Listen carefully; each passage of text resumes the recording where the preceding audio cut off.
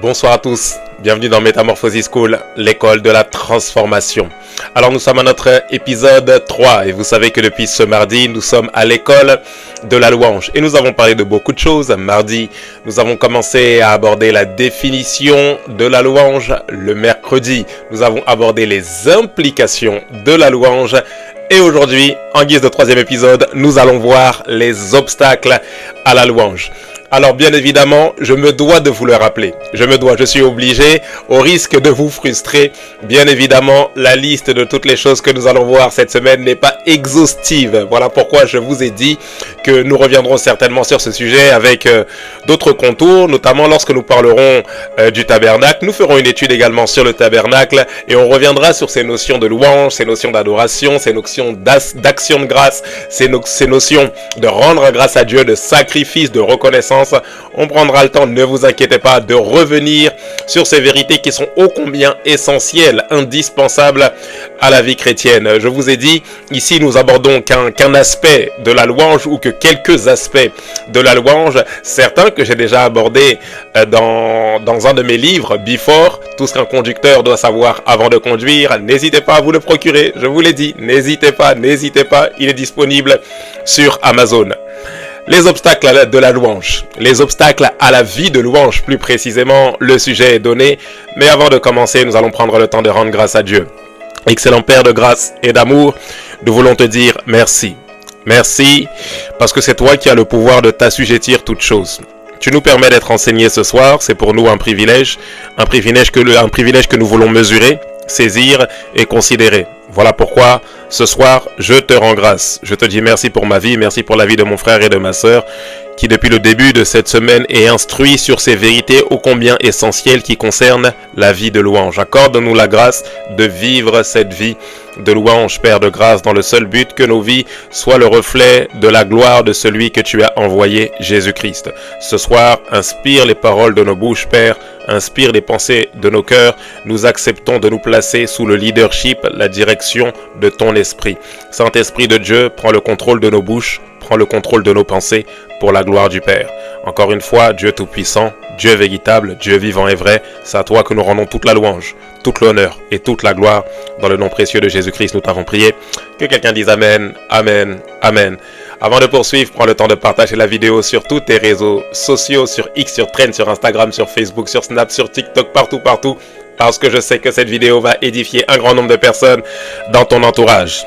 Le sujet est donné, les obstacles à la vie de louange. Alors, bien évidemment, je vais vous énumérer plusieurs obstacles à la vie de louange. Nous allons en voir ce soir, nous allons en voir 4 ce soir. Et ensuite, je vous laisse tranquille, promis. Et nous clôturerons demain avec notre dernière sous-thématique, qui est la puissance de la vie ou la puissance d'une vie de louange. Mais pour l'heure, nous voyons les obstacles. Parce que oui, il y a des obstacles à la vie de louange. Je ne veux pas faire durer le suspense. Je sens que certains ont déjà l'eau à la bouche. Obstacle numéro 1, vous le sentez venir, la louange des hommes. Le premier des obstacles à la louange que nous devons rendre à Dieu, à cette vie de reconnaissance permanente envers Dieu, c'est le fait de regarder ou le fait d'être un peu trop sensible, si je dois dire ça comme ça, à la louange des hommes. Alors ici, vous devez comprendre une chose. Quand les hommes vous remercient, quand les hommes reconnaissent que vous avez une grâce particulière, vous devez développer constamment, j'insiste, notez cette vérité en gras, en rouge, collez-la sur votre frigo, collez-la sur votre table de chevet, collez-la juste au-dessus de votre lit, collez-la devant votre porte, mais saisissez cette vérité et pratiquez-la. Pratiquez-la s'il vous plaît au quotidien. Chaque fois qu'une personne est reconnaissante envers la grâce que le Seigneur a déposée dans votre vie, développez constamment, systématiquement, promptement la conscience que vous devez rendre cette louange à Dieu.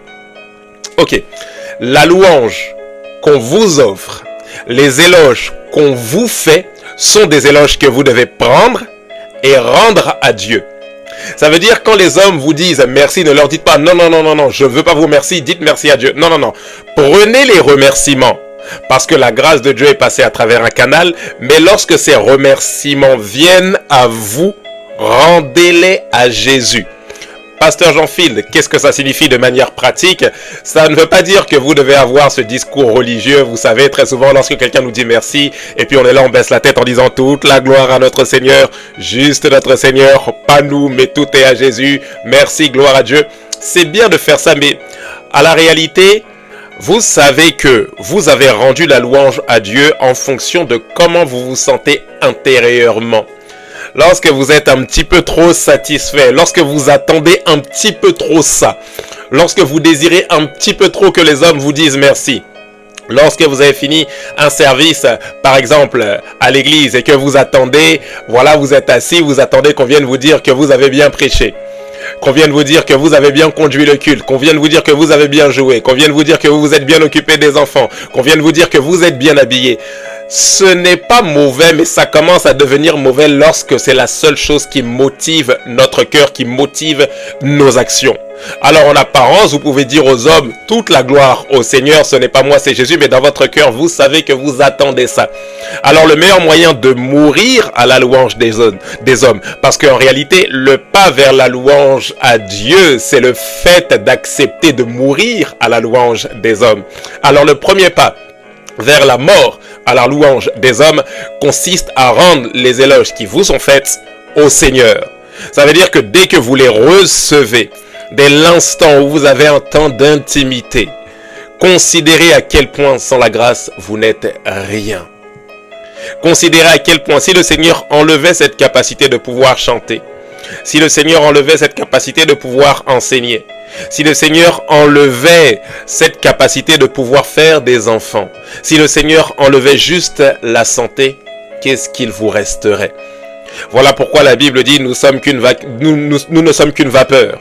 Nous passons, nous ne savons même pas combien de temps nous allons rester sur cette terre. Pourquoi? Parce que le Fils de l'homme n'est pas maître de son souffle pour le retenir. Alors ayez conscience à chaque fois qu'on vous remercie que ces remerciements ne vont pas à vous, mais à la grâce qui est dans votre vie. Ça ne veut pas dire que vous n'êtes moins que rien, mais ça veut dire que chaque fois que vous faites un service pour le Seigneur, considérez-vous, comme la Bible dit, comme un serviteur inutile. On n'acclame pas le facteur parce qu'il poste des courriers. Non, tout simplement parce que c'est la raison pour laquelle il a été embauché.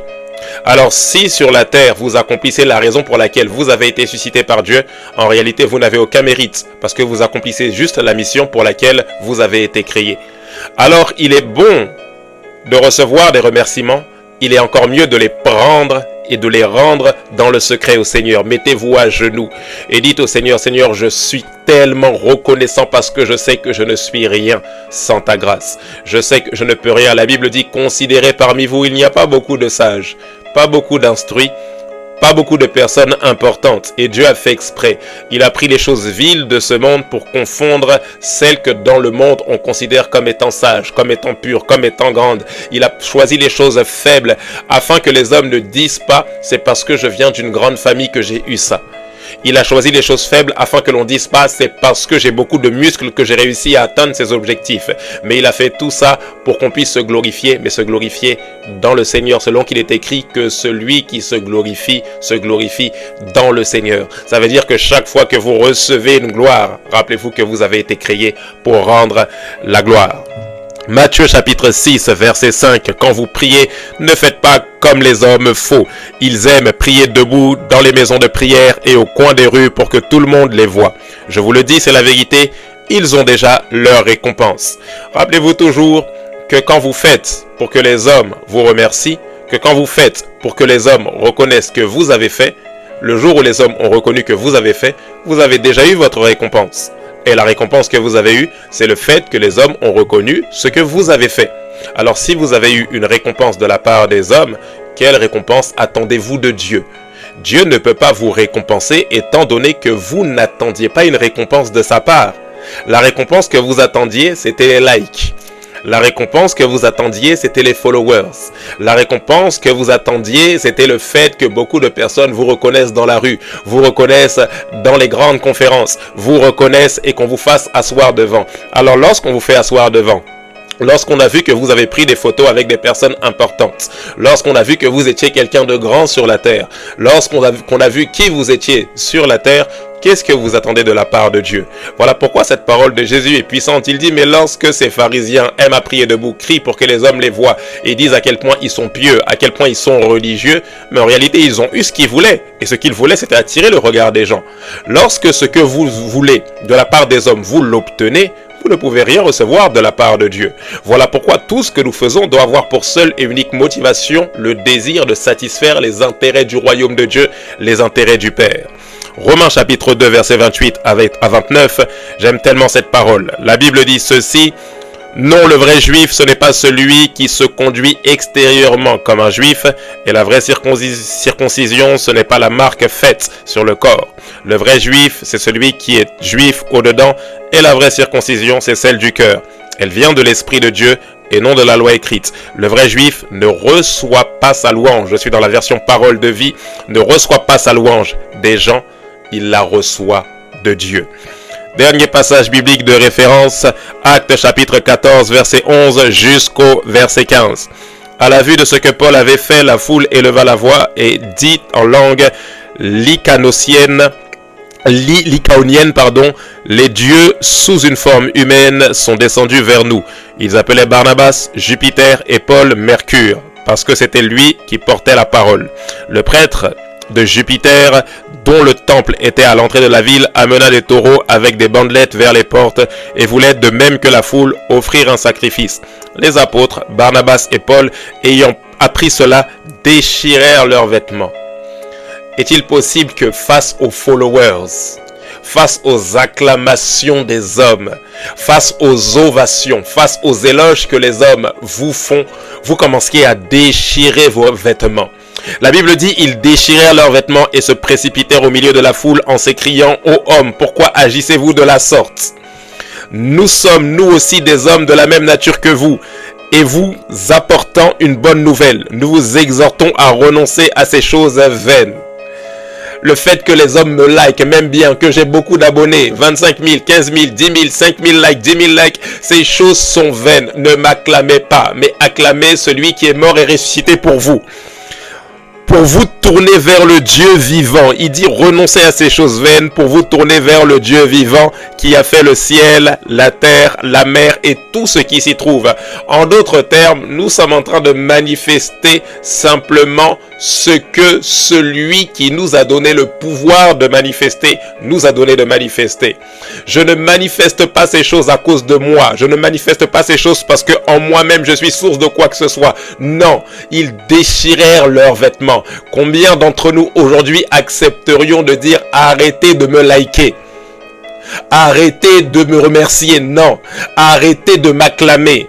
Arrêtez de me faire asseoir devant, non. Tous les mérites vont à Jésus. Laissez ces choses vaines. Une personne qui est prête à louer de manière permanente, à vivre cette vie de louange permanente envers le Seigneur, est une personne qui est morte à la louange des hommes.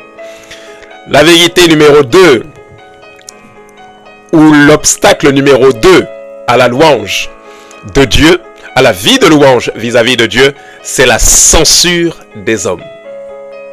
Alors premièrement, on a vu la louange des hommes comme premier obstacle. Deuxièmement, la censure des hommes.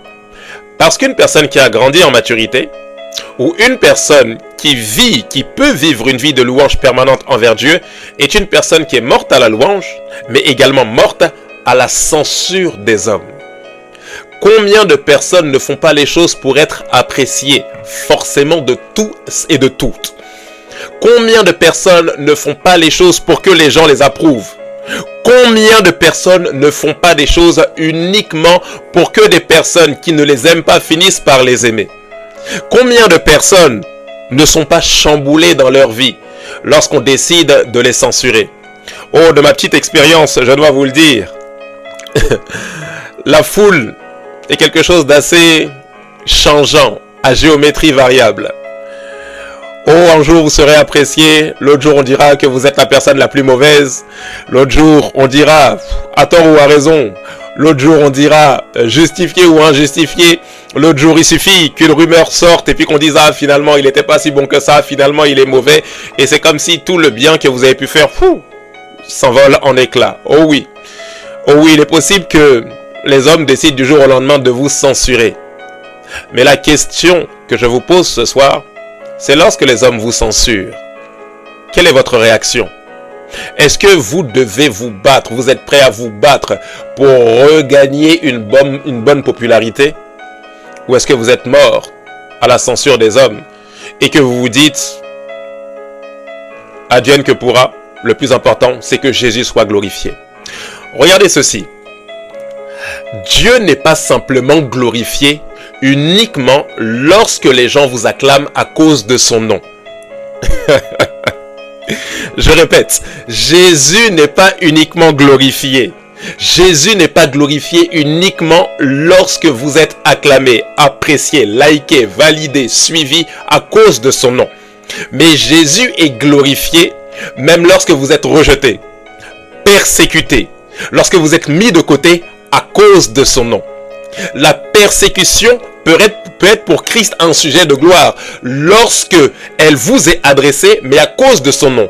Pas à cause de vos péchés, pas parce que vous avez mal fait, mais parce que vous avez choisi de refuser de le renier. Waouh! Jésus est glorifié pas juste quand vous êtes acclamé des hommes, mais lorsque, malgré les persécutions, malgré les coups de fouet, malgré le rejet, malgré les insultes, malgré la mise de côté, malgré les rumeurs qu'on peut déclarer sur vous, des rumeurs infondées, malgré toutes ces choses-là, vous décidez de refuser de renier Christ. Que vous m'aimiez, que vous ne m'aimiez pas, ça ne changera jamais mon langage. Je suis un fils du royaume de Dieu. Que vous m'appréciez, que vous ne m'appréciez pas, ça ne changera jamais qui je suis. Je sais qui je suis en Christ. Je suis la justice de Dieu, racheté par le sang de Jésus-Christ. Je décide de marcher dans la sanctification. Je refuse de me compromettre pour la louange des hommes. Je préfère être censuré par les hommes et recevoir mes louanges de la part de Dieu. Oui, retenez ça. Dieu est glorifié quand vous êtes persécuté et que malgré cette persécution, vous choisissiez de ne pas renier son nom. Waouh! J'ai une question pour vous ce soir. Elle est simple. Est-ce que vous êtes mort à la louange des hommes? Est-ce que vous êtes mort à la louange des hommes? Vérité numéro 3. Je pensais que l'enseignement de ce soir n'allait pas être très long, mais le Seigneur est en train de nous faire beaucoup de bien. Je sens que le Seigneur parle à plusieurs personnes. En tout cas, le Seigneur est en train de me parler. Je sais que ce point n'est pas évident du tout. Combien de personnes n'ont pas été censurées du jour au lendemain pour rien? Combien de personnes qui étaient appréciées au départ et parfois même c'est à cause d'une petite erreur? Parfois la censure ne vient pas toujours parce que vous n'avez pas forcément, parce que c'est injustifié. Non, parfois c'est juste une petite erreur. Et vous allez vous rendre compte que bien souvent, les reproches des hommes, bien souvent le rejet des hommes est beaucoup plus amplifié, alors que bien souvent vous avez fait beaucoup plus de bien que de mal. Mais pourtant les hommes vous censurent. Mais vous êtes prêts à rendre la louange à Dieu quand vous êtes mort à la censure. Oh, j'ai une question pour vous. Est-ce que vous êtes prêts à vous faire censurer par les hommes? Est-ce que vous êtes prêts à vous faire rejeter par les hommes et malgré tout dire Seigneur, je te rends grâce.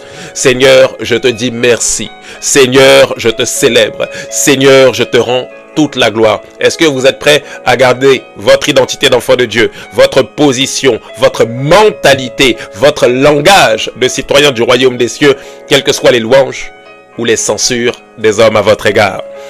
Point numéro 3. Obstacle numéro 3 à la louange, l'orgueil. Obstacle numéro 3, l'orgueil, qui n'est qu'une conséquence en réalité de la louange des hommes et de la censure des hommes à laquelle nous ne sommes peut-être pas morts parfois.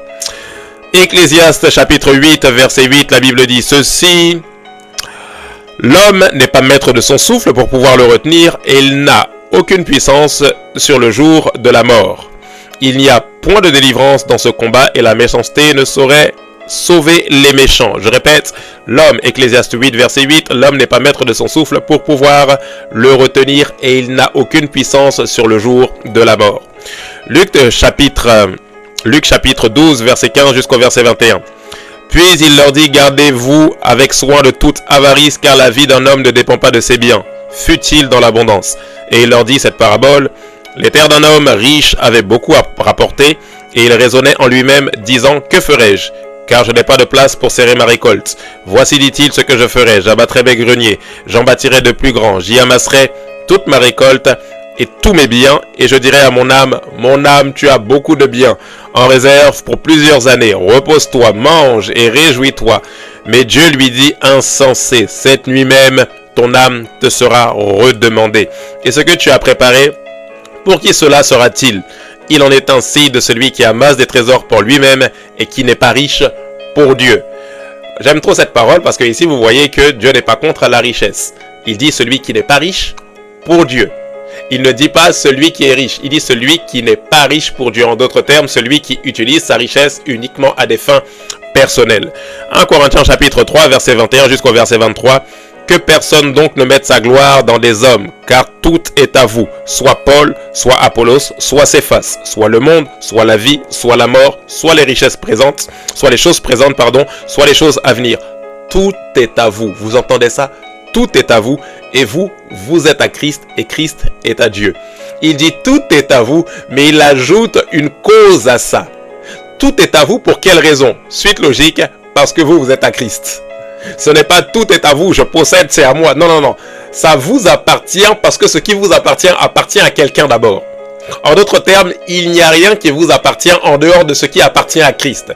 Tout ce qui appartient à Christ vous appartient parce que vous appartenez à Christ. En d'autres termes, vous n'êtes pas propriétaire, vous n'êtes que gestionnaire de biens que le Seigneur met entre vos mains. Alors vous ne devez en tirer aucune gloire. Vous ne pouvez pas vous enorgueillir ou vous glorifier selon qu'il est écrit qu'avons-nous que nous n'ayons reçu. Et si nous l'avons reçu, pourquoi nous en glorifier comme si nous n'avions pas reçu? Dois-je vous rappeler que l'orgueil est le péché qui a conduit l'astre brillant à se rebeller contre Dieu, pensant qu'il pouvait se substituer, prendre la place de Dieu sur le trône. Est-il possible qu'avec une aussi grande beauté, une beauté qui est censée rendre la louange, j'aime trop citer ce passage lorsque la Bible dit que les instruments étaient littéralement en lui, incorporés en lui.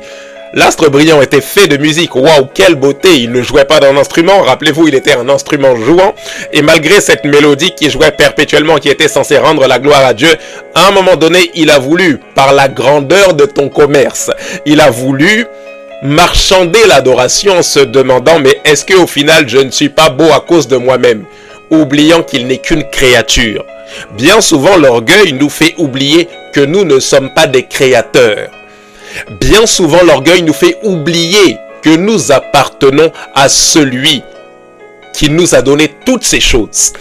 Bien souvent, l'orgueil nous fait oublier que ce qui est entre nos mains est entre nos mains parce que nous appartenons nous-mêmes à quelqu'un. Il n'y a rien sur la terre que nous pouvons posséder que nous n'ayons reçu. Tout ce que nous avons reçu, nous l'avons reçu de Dieu. Alors, qu'est-ce que ça veut dire ici? Ça veut dire que vous ne devez pas tout simplement trop vous mettre en avant. Vous ne devez pas trop vous avancer. Beaucoup trop souvent, on voit trop nos titres. Pasteur, philanthrope, prophète, enseignant, docteur, diplômé en ceci, diplômé en cela. Et aujourd'hui, avec les descriptions Instagram, ça ne joue vraiment pas en notre faveur. Pasteur principal de l'église, je plaide moi-même coupable. Prophète des nations de telle assemblée, apôtre des églises de telle assemblée. Trop souvent, nous nous annonçons au lieu de l'annoncer. Je ne dis pas que se présenter est quelque chose de mauvais. Je dis que ça devient bizarre lorsque il y a beaucoup trop de choses qui nous annoncent. Responsable d'association, CEO, directeur, prophète, pasteur, enseignant, apôtre, docteur, tous les titres, coach, toutes ces choses-là. Lorsque la titrologie nous annonce, c'est-à-dire que, en réalité, avoir de l'assurance en ce que nous sommes n'est pas quelque chose de mauvais. Rappelez-vous, je vous ai dit, sans assurance, vous ne pouvez rien faire. Mais lorsque l'assurance commence à se transformer subtilement en arrogance, lorsque l'assurance commence à se transformer subtilement en « oui, c'est vrai qu'il y a Dieu, mais je dois quand même présenter tout ce que j'ai fait sur la terre parce que les hommes doivent reconnaître que je porte du fruit », l'orgueil est en train de subtilement voler la louange à notre Seigneur. Alors ici, le Seigneur nous appelle tout un chacun, moi-même le premier, à la vigilance. À la vigilance. Il est bien d'énumérer les choses que nous faisons, mais n'oublions pas qu'il y a quelqu'un qui crée en nous le vouloir et le faire selon son bon plaisir. Dernier obstacle à la vie de louange, les murmures. Dernier obstacle à la vie de louange, ce sont les murmures. Je vais lire un passage biblique et nous allons développer ce détail demain lorsque nous parlerons notamment de la puissance de la louange. Nombre chapitre 21 verset 4 jusqu'au verset 5, la Bible dit ceci: Ils partirent de la montagne de Hor par le chemin de la mer Rouge pour contourner le pays d'Édom. Le peuple s'impatienta en route et parla contre Dieu et contre Moïse. Pourquoi nous avez-vous fait monter hors d'Égypte pour que nous mourions dans le désert, car il n'y a point de pain, il n'y a point d'eau et notre âme est dégoûtée de cette misérable nourriture. Waouh! Alors ici, ce qui est triste avec les murmures, c'est que les murmures nous empêchent de voir que le Seigneur a déjà fait. Les murmures nous empêchent de considérer que le Seigneur a déjà fait. Les murmures nous font perdre la mémoire. Alors vous entendez parfois certaines personnes, parfois nous-mêmes, nous avons tellement l'âme qui est parfois capricieuse, que nous sommes prêts à nous plaindre le lendemain, après lequel le Seigneur a fait descendre une bénédiction dans notre vie. Alors ici, nous allons recevoir un logement ou une voiture. Oui, mais Seigneur, je n'ai pas de quoi payer l'assurance. Seigneur, je n'ai pas d'argent pour l'essence. C'est-à-dire, l'homme est tellement capricieux, tellement oublieux. J'ai envie de vous dire, n'avez-vous pas vu ce que le Seigneur a fait lorsqu'il vous a sorti de l'Égypte? N'avez-vous pas vu ce que le Seigneur a fait lorsqu'il a ouvert la mer Rouge en deux? N'avez-vous pas vu ce que le Seigneur a fait lorsqu'il a fait descendre les 10 plaies sur la nation égyptienne, la nation la plus puissante d'un point de vue militaire de l'époque? N'avez-vous pas vu la manière dont le Seigneur vous a délivré?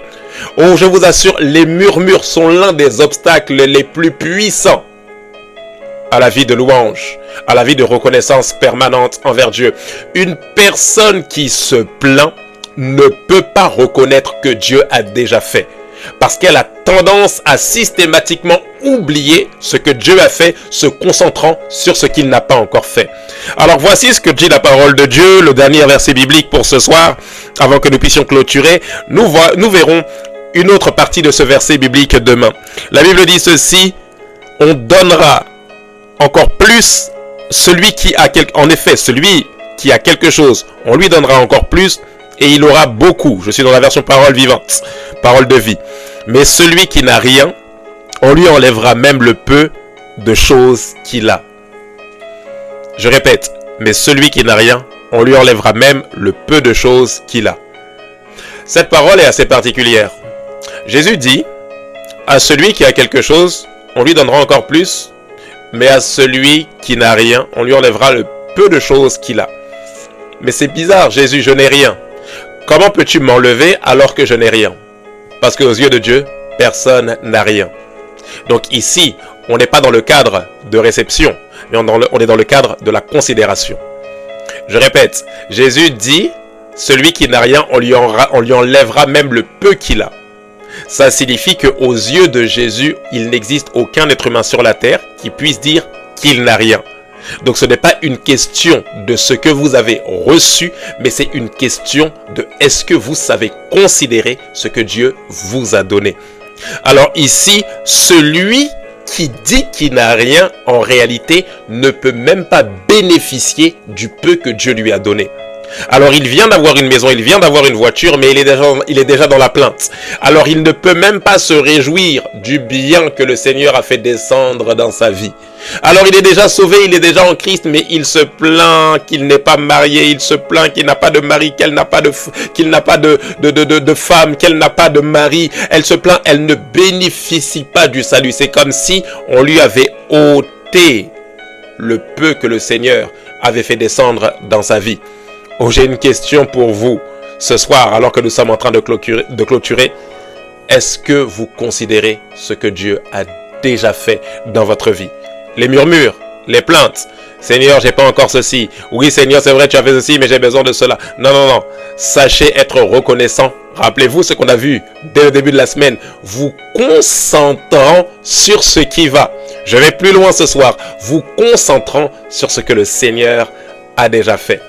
Nous en avons terminé pour notre épisode de ce soir. Nous nous retrouvons demain pour le dernier épisode et nous verrons la puissance de la louange. D'ici là, que Dieu vous bénisse et je vous exhorte à vivre une vie de louange. Mourez à la louange des hommes, mourez à leur censure, mourez à votre ego et mourez au murmure. Ne soyez pas dans les murmures, ne soyez pas dans la plainte, mais soyez reconnaissants pour ce que le Seigneur a déjà fait. Dieu vous bénisse, à très bientôt avec Metamorphosis School, l'école de la transformation. Salut à toi, j'espère que tu vas bien. Ne quitte pas cette vidéo sans avoir reçu Jésus-Christ comme Sauveur et Seigneur. Je ne veux pas passer par 4 chemins. Il dit dans sa parole, aujourd'hui, si tu entends ma voix, n'endurcis pas ton cœur. Si tu entends la voix de Jésus qui est en train de te parler, ne te dis pas, je vais remettre ça au lendemain. C'est des choses des religions, ce n'est pas fait pour moi. Je ne suis pas assez bien. Jésus est venu, non pas pour des bonnes personnes, mais pour les personnes qui ont besoin de lui. Il dit dans sa parole, les gens en bonne santé n'ont pas besoin de médecins. Ce sont les malades qui en ont besoin. Si tu te sens trop sale, Jésus est fait pour toi. Si tu te sens trop pécheur, Jésus est fait pour toi. Si tu te sens trop impur, Jésus est justement venu pour une personne comme toi. N'hésite pas à le laisser rentrer dans ta vie. Il dit, je suis le chemin, la vérité et la vie. En dehors de Jésus, il n'y a pas de direction parce qu'il est le chemin. En dehors de Jésus, il n'y a pas de vérité parce qu'il est la vérité. En dehors de lui, il n'y a qu'illusion, il n'y a que mensonge, quelles que soient les beautés que nous pouvons vivre, que nous pouvons voir sur cette terre. En dehors de lui, il n'y a pas de vie. Quand bien même vous existez, c'est comme si vous viviez avec une forme de respiration qui s'appelle la mort et qui détruit tout sur son passage. Jésus veut rentrer dans ton cœur. Laisse-le non seulement y rentrer, mais bien plus le transformer. Si c'est ton cas, si c'est ton désir, si c'est ton souhait de recevoir Jésus dans ta vie, incline simplement la tête avec moi et fais avec moi cette prière. Seigneur Jésus, je te dis merci. Merci parce que aujourd'hui, tu m'interpelles. J'ai entendu ton appel et je veux répondre à ton appel. Je ne connais pas tout, mais je crois que tu es le sauveur de l'humanité. Ce soir, je renonce à ma vie passée. Je renonce à ma vie de pécheur. Je renonce à mes péchés. Je fais de toi mon sauveur, celui qui me pardonne, celui qui me purifie, celui qui me donne une vie nouvelle, mais je fais également de toi mon Seigneur, celui qui désormais dirigera ma vie. Viens dans ma vie et transforme mon cœur. Je t'appartiens pour l'éternité. Amen. Si tu as fait cette prière, bienvenue dans la famille de Dieu. Tu es désormais enfant de Dieu, racheté par le sang de Jésus-Christ. J'aimerais prier pour toi juste avant de te laisser. Père de grâce, je te dis merci pour mon frère, merci pour ma sœur qui a choisi de te recevoir comme Sauveur et Seigneur. Je prie simplement, Père de grâce, que ce choix soit un choix qui émane de l'esprit. Non pas une conversion émotionnelle, non pas une conversion temporaire, mais une véritable circoncision de cœur. Je prie pour mon frère, je prie pour ma sœur, afin que tu scelles ce choix en envoyant ton esprit, en baptisant du Saint-Esprit mon frère ou ma sœur au nom de Jésus. Merci de ce que tu donnes une vie nouvelle, tu donnes un nouveau départ et la capacité de marcher en nouveauté de vie dans le seul but d'expérimenter dès maintenant un avant-goût du royaume éternel que nous expérimenterons dans l'éternité. Encore une fois, je te dis merci pour mon frère, merci pour ce choix, que ta grâce les préserve, les protège, les environne comme un bouclier qui éteint tous les traits enflammés du malin dans leur vie, au nom de Jésus. Merci Père de grâce, nous te rendons toute la gloire, au nom de Jésus-Christ. Amen. Sois béni. N'hésite pas à nous écrire, à nous envoyer un message. Tu as nos coordonnées juste en bas dans la description de cette vidéo. Nous nous ferons une joie de te recontacter, soit par message, WhatsApp, soit par mail, soit via nos réseaux sociaux. Très très bonne soirée à toi. À très bientôt. Bye bye.